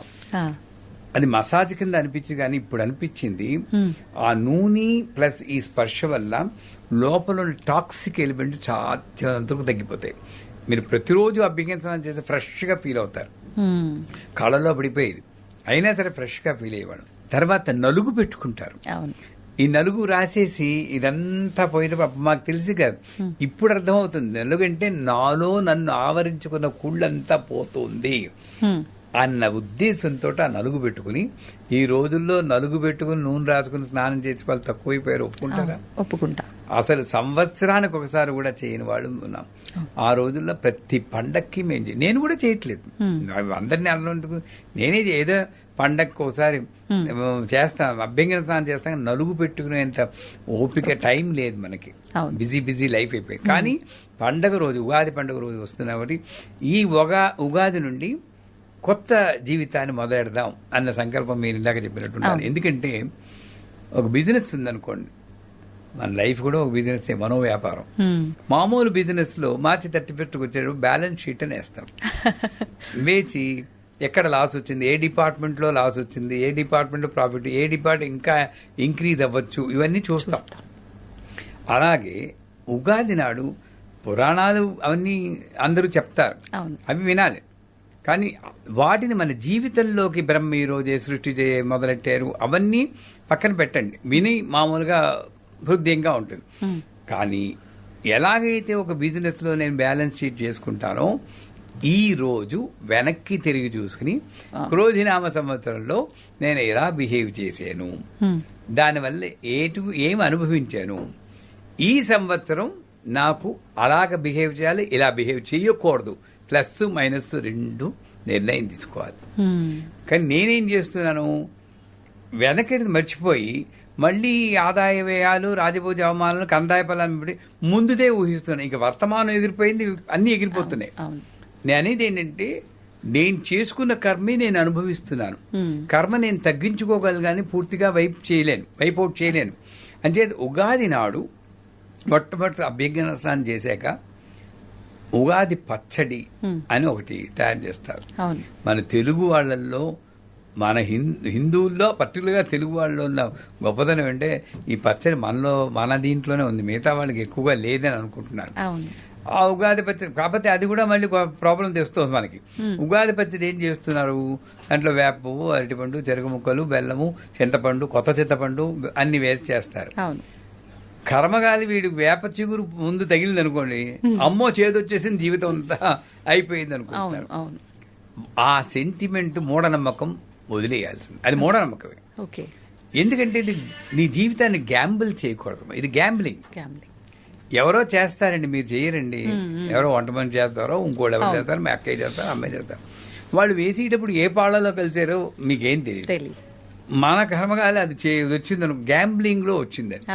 నీకు అంతకీ అలాంటి సెంటిమెంట్ ఉంటే ముందే వెళ్ళి అమ్మ చెరుకు ముక్కలు, బెల్లం ముక్కలు కాస్త ఎక్కువ వేయదల్లి ముందు నాకు తీపి రావాలనుకుంటే కొంతవరకు పర్వాలేదు. కానీ నేను ఆ ఉగాది పచ్చడి వెనకాతలు ఉన్న రహస్యం నేను తెలుసుకోలేకపోతున్నాను. I'm mentally getting prepared to see the 6 రుచుల్లాగా, 6 రుచుల్లాగా, 6 టేస్ట్ లాగా నా జీవితంలో ఎటువంటి అనుభవాలు వచ్చినా నేను రెడీగా ఉన్నాను. ఇన్వైట్ చేయను కానీ యాక్సెప్ట్ చేస్తున్నా. ఇన్విటేషన్ ఇస్ డిఫరెంట్, యాక్సెప్ట్ చేస్తున్నా. అంచేతే భగవంతుని తలుచుకుని కృష్ణార్పణం అనుకుని ఆ ఉగాది పచ్చడి అక్కడ టేస్ట్ కూడా మీరు చూడడానికి వీల్లేదు. అసలు ఎలాగైతే షడ్రుచులు ఇది ఇంట్లో ఉందో నా జీవితంలో దొరుకుతుంటాయి. కాకపోతే పంచాంగ శ్రవణం అని చేస్తారు. పంచాంగ తిథి వార నక్షత్రాలతో కూడుకుని వాళ్ళు లెక్కలు కడతారు. ఎందుకు వస్తుందో తెలియదు, నాకు ఇప్పటికీ అర్థం కాదు. ఒక పంచాంగానికి ఇంకో పంచాంగానికి అంత పొంతం ఉండట్లేదు. బట్ వాటి జోలికి మనం వెళ్ళం. కానీ ఏదో ఒక పంచాంగ నమ్మకం మీద ఉంటుంది. ఆ పంచాంగం తీసుకుంటే దాంట్లో ముందు నేను చూడాల్సింది ఏమిటంటే దేశానికి ఏమవుతుంది, రాజెవడు, మంత్రి ఎవడు, సత్యపాలకుడు ఎవడు, అంటే నాకేంటి నా ఓన్ పర్సనల్ కన్నా కూడా నేను దేశాన్ని గురించి ఆలోచించాలని పంచాంగం చెప్తుంది. మనం ఏం చేస్తున్నాం, టకటక వెళ్ళి ఆదాయ రాజపూజాకి వెళ్ళిపోతున్నాం. కానీ చదవాల్సిన పద్ధతిలో నువ్వు ముందు అక్కడ, తర్వాత నెక్స్ట్ వస్తుంది గ్రహణాలు. ఈసారి సంపూర్ణ సూర్య చంద్రగ్రహణం, పార్షి చంద్రగ్రహణం ఉంది. ఆ గ్రహణం ఎప్పుడు వస్తుందో ఆధ్యాత్మిక జీవితంలో ఉన్నవాడు తెలుసుకుని, ఎందుకంటే గ్రహణ సమయంలో మంత్రజపం చేస్తే లక్షలు అవుతుందంటారు. అది నదీ ప్రాంతంలో, ఒక నది అయినా సరే, మేము అమెరికాలో ఉన్నప్పుడు సముద్రం దగ్గరికి వెళ్ళిపోయేవాళ్ళం, అక్కడ కూర్చుని జపం చేసేవాళ్ళం. ఏది మనకి ఇప్పుడు ఈ హైదరాబాద్ లో ఏముంటుంది, నదులు, మూసీ నది ఒకటే ఉంది, అక్కడ కూర్చున్నా కష్టం. ఇప్పుడు బాగుందో లేదో తెలియదు, కానీ ఎలా ఉందో నాకు తెలియదు. వీలు కానప్పుడు ఒక బకెట్ నీళ్ళైనా పెట్టుకోమంటుంది దగ్గర, అలా పెట్టుకుని చేయమంటుంది గ్రహణ సమయంలో. అందువల్ల గ్రహణ సమయాలు ఎలా ఉన్నాయో చూసుకోవాలి. చూసుకున్న తర్వాత అప్పుడు ఈ రాజ్యపూజ అవమానాలు, అందాయపాలనకి వెళ్ళారు. నా పర్సనల్ ఒపీనియన్లో నేను చెప్పేది ఏంటంటే, నాది అశ్విని నక్షత్రం. అంటే ప్రతిసారి నేను గురువు కాబట్టి పంచాంగ శ్రవణం, నేను జ్యోతిష్కుని కాకపోయినా నాకు తెలియదు, శాస్త్రం గురించి తెలియదు. అయినా మా శిష్యులు అడుగుతారు కాబట్టి చదవాలి పంచాంగ శ్రవణం. చదివినప్పుడు నాది చదువుకుంటాం. చదివినప్పుడు ఆ అదృష్టం బాగుండి, ఆ సంవత్సరంతో బాగుంది అనుకోండి, అది మందే. కర్మకాలు సున్నాలు నాది కాదు. ఎందుకంటే 10 మందిలో 8 మందికే తెలుసు, ఆ 2 నేనే. వెరసి నువ్వు ఏం చేస్తావు, నువ్వు సుఖంగా ఆనందంగా ఉండాలి తప్పితే అదితో నెంబర్లు వాళ్ళు రాశారని ప్రింటింగ్ మిస్టేక్ ఉండొచ్చు, పొరపాటుని ప్రింట్ చేసి వాడు 6కు బదులు 0 వేయొచ్చు. వీడు ఆ 0 పట్టుకు బాబోయ్ నా జీవితం అయిపోయింది ఆయన అని మేనిఫెస్ట్ చేస్తూ నెగటివిటీని తెప్పించుకుంటాడు. ఇది బాగా, ఇది విన్న తర్వాత ఇంకా నమ్మని కాదు, నమ్మండి. పాజిటివ్ గా ఉంటే నమ్మండి, నెగిటివ్ గా ఉంటే బాధపడకుండా దానికి ఒక పరిహారం, సుబ్రహ్మణ్య స్తోత్రం అది చేయండి. మళ్ళీ అది చేసినందువల్ల ఏంటి, నాకు పుణ్యం వస్తుంది. ఆ పుణ్యం సంపాదించుకోండి. అంటే నేను జాతకాలన్నీ పంచాంగాలు వేస్ట్ అని నేను నాస్తికుని కాదు, వాళ్ళు మహానుభావులు. కానీ నా జీవితాన్ని ఆ అంకెల మీద ఆధారం చేసుకుని నేను బతుకు బస్టాండ్ చేసుకోను. నా బాగోలేదనుకోండి, సరే ఏం చెప్పారు వాళ్ళు, అది చేస్తే పోరా, దాన్ని సాల్వ్ చేస్తుందో లేదో అమ్మ చూసుకుంటుంది. నాకు కానీ ఇంకో మనకి ఎక్స్ట్రా నష్టం పూజ అయితే లేదు వచ్చింది, కదా చేయడం వల్ల. ఎక్స్ట్రా పూజ వచ్చింది, దాంట్లో ఏముంది, అంతే. పుణ్యం వస్తుంది అనుకుని ముందుకు వెళ్ళిపోవాలి తప్పితే ప్రతి నెల ఈ నెల మీకు భార్య భర్తల మధ్య విభేదాలు వస్తాయి, ఆ విభేదాలు వస్తాయి అన్నాడు కాబట్టి దెబ్బలాడుతూ ఉంటాడు వీడు.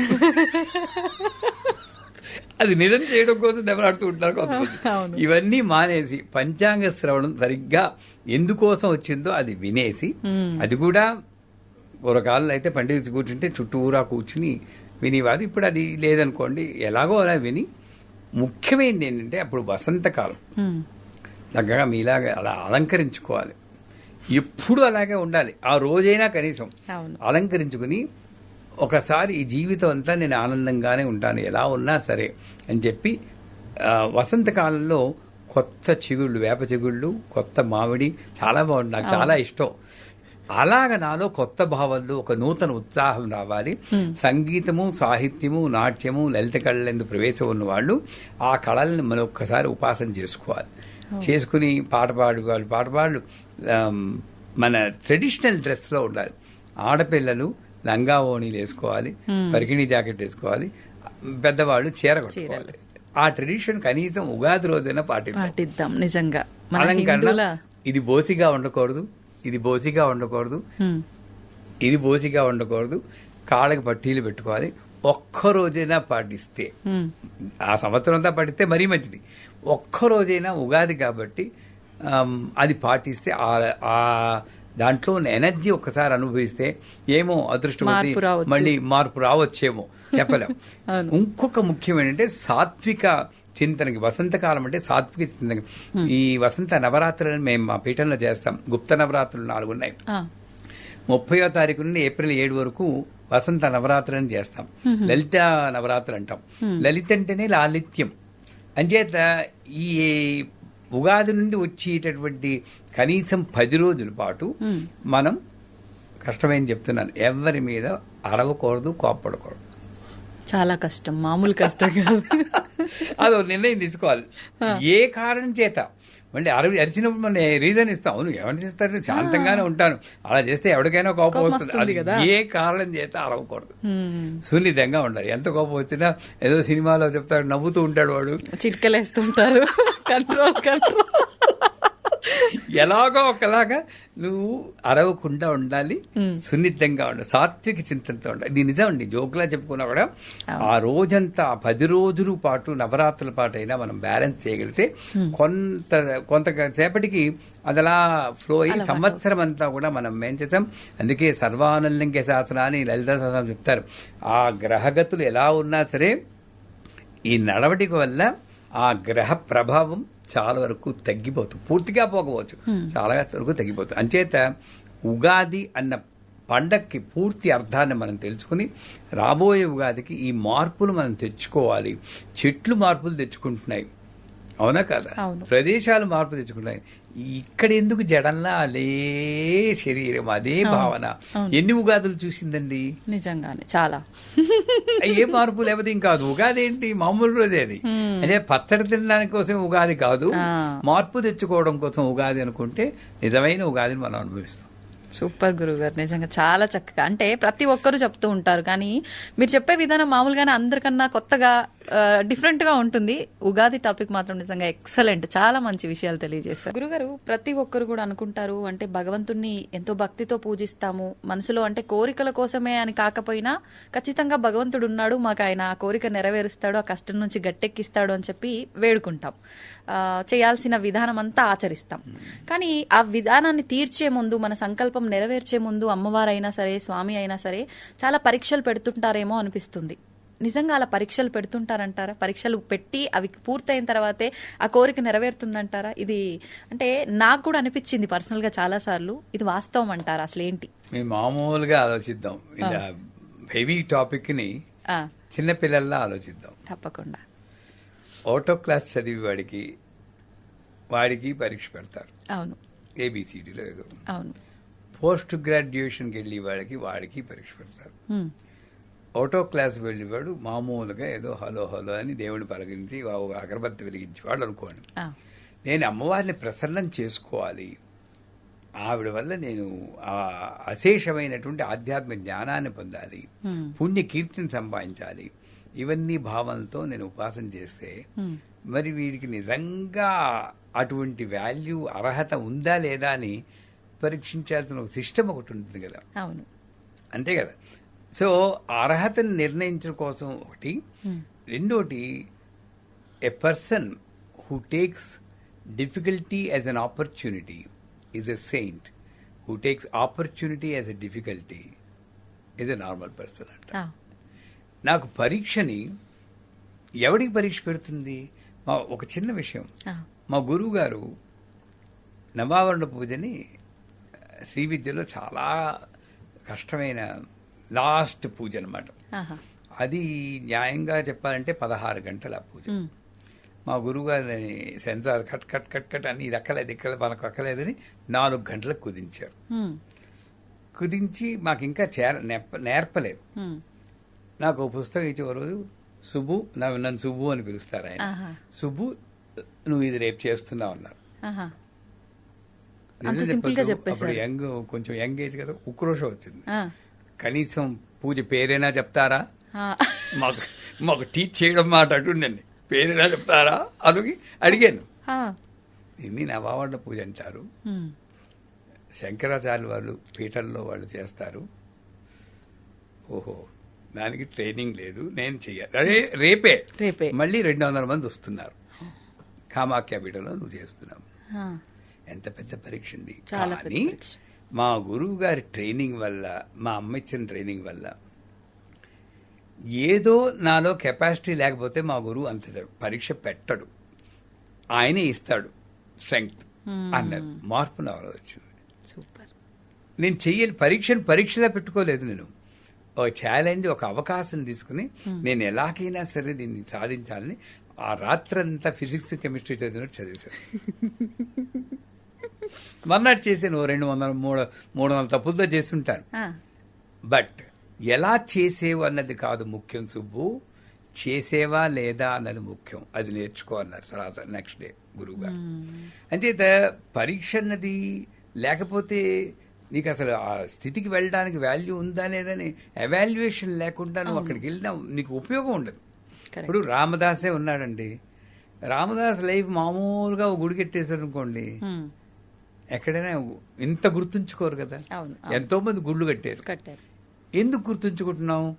తానీషా అతను జైల్లో పెట్టి ఫాట్ ఫాట్ పని కొట్టి, మరి అది పరీక్ష కదండి. పైగా ఈయనేమో పిలుస్తుంటే ఈయనకి దర్శనం ఇవ్వకుండా వెళ్ళి తానీషాకి దర్శనం ఇచ్చాడు. అక్కడ మళ్ళీ ఇంకో పరీక్ష. ఆ పరీక్షలో ఒకసారి బ్యాలెన్స్ తప్పి ఎవడబ్బా సొమ్మని కులుగుతూ ఉన్నావు నోరు దారి అనేసాడు. అనేసి వెంటనే గుర్తొచ్చి దెబ్బల కోరవలేక అబ్బా అని పిలిచాను ఎవరుకోక ఆయన పోయి అంత చనువు ఉండేది ఆ తరంలో. భగవంతుడంటే ఒక ప్రత్యేక రూపం కాదు, నాలో ఒక భాగం అన్న ఆ క్లోజ్నెస్ ఉండేది. అంచేత పరీక్ష అమ్మ అనుగ్రహం దగ్గరికి వెళ్ళి కొలిది 100% ఏదో రకంగా ఒక బంగారమే ఉందండి. బిస్కెట్ లా ఉంటుంది. బిస్కెట్ ఏం చేస్తారండి, తింటారా? మరి నగేసుకోవాలా? నగేసుకుంటే కొలిమిలో కాల్చాలా? నీకు ఒక రూపు ఇవ్వాలంటే బంగారాన్ని ఎలా కాలుస్తున్నావో అలాగే నీకు ఒక రూపు ఇవ్వాలంటే అమ్మ కూడా నిన్ను అలాగే కాలుస్తుంది. అంటే బంగారంలా కాదు, పరీక్ష పెడుతుంది. నేనేమనుకోవాలి, పరీక్షలు వచ్చి కొలిది ఎంత పాండవులకి ఎంత పరీక్ష రాలేదు. కుంతిదేవుంటుంది వచ్చి జన్మ అంటున్నా కూడా నాకు ఇలాంటి జన్మ ఈ తల్లి, ఎందుకంటే ఎంత బాగా నీవు దగ్గరయ్యావు అని అనుకుంటుంది కదా. అంచేత పరీక్షల్ని నేను అమ్మకి దగ్గరయ్యే ఒక ఉపకరణం కింద నేను భావిస్తే నేను పరీక్ష కింద భావించను. ఎన్ని పరీక్షలు పెట్టారు మా గురువు గారు, కానీ నా జీవితంలో కానీ విపరీతంగా వచ్చాయి. పెద్ద టాపిక్ అది. అంటే అది పరీక్ష పెడుతుందా అంటే 100% పెరుగుతుంది. మరి నువ్వు కోరుకున్నది లేదా నోరు మూసుకుని మామూలుగా ఒకరి తెలుగుతూ కూర్చో, పర్లేదు, నేనేమీ పరీక్ష పెట్టాను. కానీ ఇక్కడికి రావాలి అంటే వారు చదివితే పుణ్యకీర్తి సంపాదించి అమతిర్మేధ శృతి స్మృతిరంతమా పుణ్యకీర్తి పుణ్యలభ్య. పుణ్యకీర్తి ముందు అమతిర్మేధ శృతి స్మృతి అన్న పదాలున్నాయి. అంటే నువ్వు ఏ ఆలోచన వచ్చినా సరే దానికి లొంగకుండా ఈ ఆలోచన అమ్మ వల్లే వచ్చింది, ఆలోచన ముందు అమ్మ ఉంది అన్న స్థితికి నువ్వు చేరాలి, దానికి పరీక్ష పెడుతుంది. శృతి స్మృతి వేదము ఉపనిషత్తు చదువుకోవాలంటే నీ కంటతా వచ్చిందంటే 64 ఏళ్ళు పడుతుంది 4 వేదాలు పట్టుకోండి అనేది ఎవరో చెప్పారు. 16 ఏళ్ళు ఒక వేదానికి. అంత వయసు మన దగ్గర లేదు. అంటే వేదం వచ్చిందా అని చూడకుండా వేద సారం నీకు వంట పెట్టిందా అని అక్కడ పరీక్ష పెడుతుంది. శృతి అనుత్తమ. నువ్వు మామూలు వాళ్ళగా ఉన్నావా లేక యునిక్ గా ఉన్నావా? రోడ్డు మీద ఎవడో గిలగలా కొట్టుకుంటూ ఉంటాడు, నువ్వు వీడియో తీసి యూట్యూబ్ లో పోస్ట్ చేసుకుంటున్నావా లేక వాడికి ఏమైనా సాయం చేస్తున్నావా? ఆ పరీక్ష పెడుతుంది. రేపు నీకు ఒక పరీక్ష పెడుతుంది. అనుత్తమ. నువ్వు ఎందుకంటే ఒక చరిత్రలో మిగిలిపోతావు. ఎంతమంది గుర్తుంచుకుంటున్నారు? మనం పోయామనుకోండి, ఎంతమంది గుర్తుంచుకుంటారండి? మన ఫ్యామిలీ మెంబర్సే 10 నెల రోజులు 3 నెలలు గుర్తుంచుకున్న తర్వాత మళ్ళీ మామూలే. మళ్ళీ రమణ మహర్షి, రామకృష్ణ పరమహంస, శంకరాచార్యులు వాళ్ళని ఎంతమంది గుర్తుంచుకున్నారు? మహాత్మా గాంధీ వాళ్ళు యూనిక్ పర్సనాలిటీ.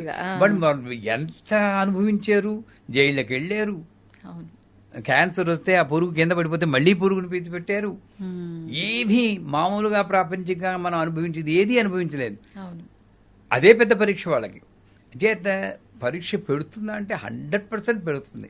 కానీ ఆ పరీక్ష తట్టుకునే శక్తి కూడా ఆవిడే ఇస్తుందన్న నమ్మకంతో ముందెళ్తే పరీక్ష ఒకసారి దాటి అటు వెళ్ళేవా ఆ చంద్రార్కం మనం ఉంటాం. అది మాత్రం సత్యం. నా జీవితంలో మొట్టమొదటి గురువుగారి దగ్గరికి వస్తే నేను నీ జీవిత లక్ష్యం ఏమిటంటే చాలా రోజులు కొన్ని వేల మంది నన్ను గుర్తుంచుకుండాలి, మంచిగా గుర్తుంచుకుంటూ ఉండాలి. వీడురా ఇదిరా జీవితం అనుకుంటే అన్న జీవితం నాకు వచ్చేటట్టు అనుగ్రహించండి నన్ను. సూపర్. ఎందుకంటే నాకేం కోరికలేదు.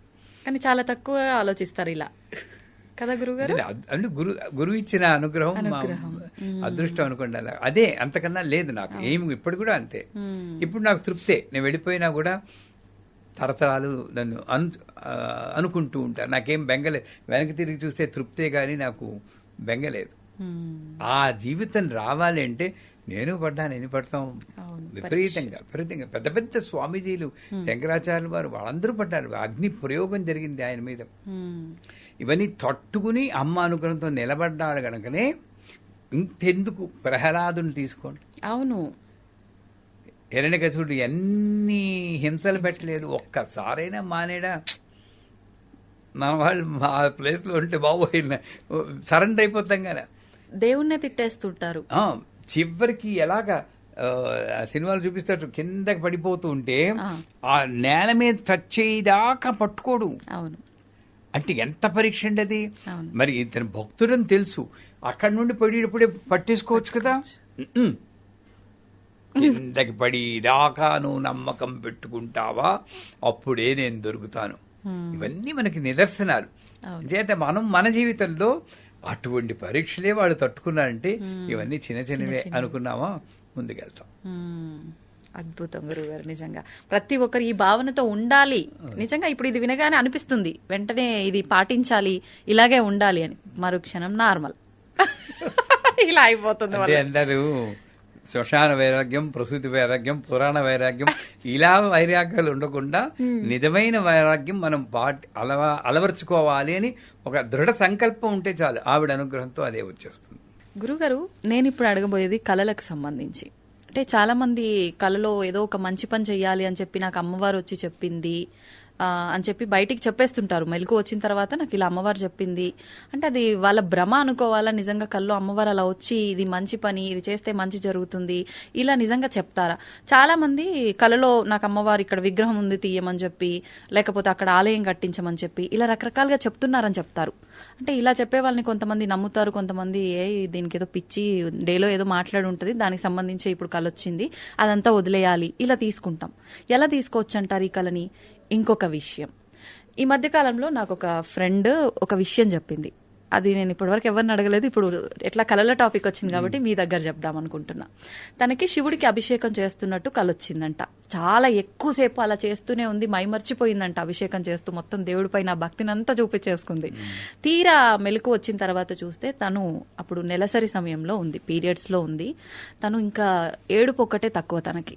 ఏంటి ఇలా అయింది, నేను అభిషేకం చేసినంత వరకు బాగుంది, అది కళ అని తెలిసినా సంతోషపడేదాన్ని, కల్లో అయినంతసేపు చేసినా అని చెప్పి, కానీ తీరా చూస్తే నేను ఇలా ఉన్నాను, నాకేమైనా దోషమా, అసలు నాకు ఎందుకు వచ్చింది ఇలాంటి కళ? ఈ విషయం తను నాకు చెప్పింది. దీన్ని ఎలా తీసుకోవచ్చు అంటారు? అసలు ముందు మీ ఫ్రెండ్ విషయం తీసుకుందాం. జాగ్రత్త, స్వప్న, సుషుప్తి అవస్థలు 3 ఉన్నాయి. ఇందులో మీ ఫ్రెండ్ అనుభవం స్వప్న సుషుప్తుల్లో అనుభవించుంటుంది. ఇందులో ఈ రెండిట్లోనూ మీరు లేరు. స్వప్నంలో మీరు మనం ఉండము. స్వప్నంలో ఏంటి, నేను మగాడినా ఆడదాన్నా అంటే అది ఉండదు, అసలు ఏం ఉండదు. సుషుప్తి అంటే అసలు కల కూడా ఉండదు, అటువంటిది అది కాదు. అంచేత నేను లేనప్పుడు నాకు పీరియడ్స్ ఎలా వస్తాయి? మెలకొచ్చేకే నా స్థితి నాకు గుర్తొచ్చింది. అవును. అంచేత ఇంకోటి ఏంటంటే ఆ స్థితిలో వచ్చిన ఈశ్వరుడికి తెలుసుగా నీకు పీరియడ్స్ ఉన్నాయని, తెలుసు. అయినా సరే వచ్చేటంటే అది దోషం లేదనే కదా. నువ్వు దాన్ని సరిగ్గా అర్థం చేసుకుని నా దోషం ఉందని నువ్వు క్రియేట్ చేసుకుంటున్నావు కదా దోషం. అవును. ఆ ఈశ్వరుడు సర్వాంతర్యామి, సర్వజ్ఞ అన్ని తెలిసినవాడు. ఈ అమ్మాయికి పీరియడ్స్ ఉంది, నేను కళ్ళలో రాకూడదని అనుకుని రాకుండా ఉండాలి కదా మరి న్యాయంగాను. అంతే. వచ్చేడు అంటే నీ ప్రయత్నము, నీ ప్రేమేం లేకుండా వచ్చిన దానికి నీ బాధ్యత ఎంత మాత్రం లేదు. ఇకపోతే మా గురువుగారు చెప్పేవారు 2 ఉన్నాయి, విజన్ అండ్ మెమరీ లీక్ అని. కళలు అనేవి మోస్ట్లీ మెమరీ లీక్. ఈవిడికి 3 వంతులు శివరాత్రి ముందు వచ్చి ఉండాలి కళ. ఇది శివుడి గురించి ఆలోచిస్తుంటా కదా, శివరాత్రి ముందు కాబట్టి శివుడు వచ్చేస్తాడు. అవన్నీ మెమరీ లీక్లు. అంచేత మోస్ట్లీ మెమరీ లీకే ఉంటుంది.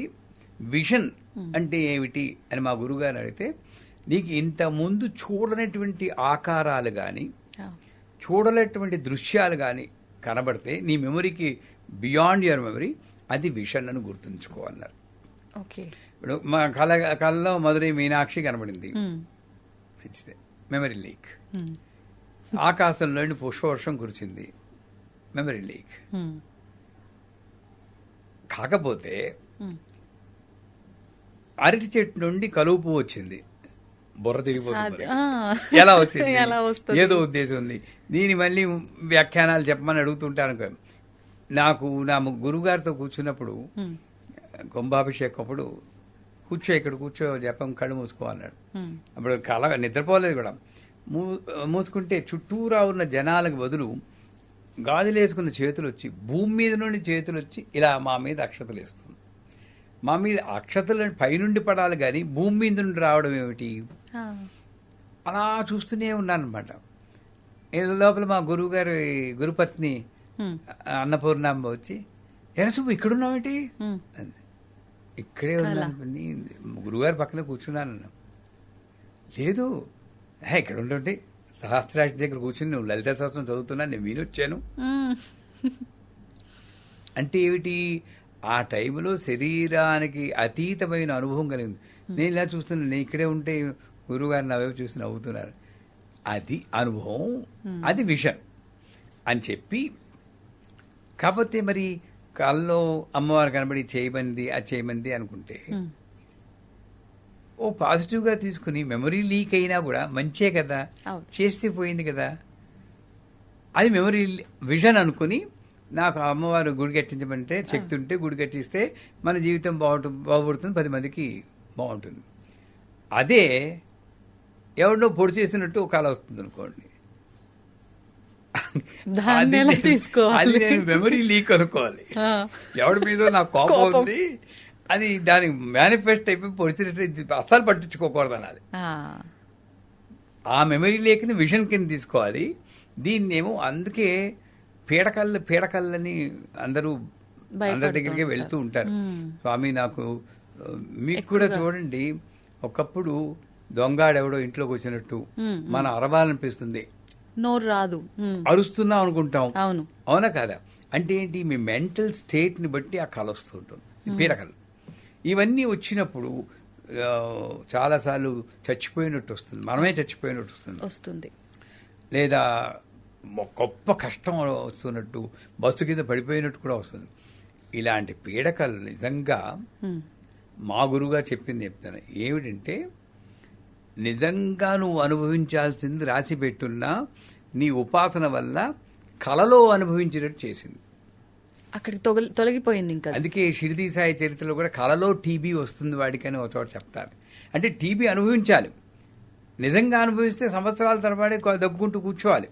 అలా కాకుండా వాడి నమ్మకం వల్ల, ఉపాసన వల్ల నిద్దట్లో కర్మ పూర్తిగా తీసేయలేడు, నిద్దట్లో అంచేత వచ్చి పీడకలన్నీ కూడా నా యొక్క కర్మ విశేషం చేత నిద్దట్లో అనుభవించేది థ్యాంక్ యూ అని అనుకుంటే గొడవ లేదు. దీన్ని పట్టుకెళ్ళి మళ్ళీ ఎవరి దగ్గరకు వెళ్ళిపోయి ఇది వచ్చిందంటే అగో పలానా హోమం చేసే అంటారు వాళ్ళు, డబ్బు ఖర్చు అవుతుంది, ఇవన్నీ అనవసరం నా దృష్టిలో. ఏదైనా సరే అమ్మవారు లేలేనండి, మంచి వచ్చినా చెడు వచ్చినా అమ్మవారు, మంచి చెడు లేవు, ధర్మాధర్మ వివిధిత. మంచి కళ వచ్చింది, విదిత గారికి పట్టు చీర కొనివ్వండి అని వచ్చింది అనుకోండి, కొనిస్తే పోలే మంచిదే చేస్తున్నారు కదా గురుగారు అయితే. అంతేగాని దాన్ని మళ్ళీ విశ్లేషణ చేసుకోవడం ఎందుకు? అవును. అదే ఒక పీడకలో చెడ్డకలో వచ్చింది అనుకోండి, అవి అవన్నీ లీక్లే, మెమరీ లీక్, ఏం పట్టించుకోకలేదు.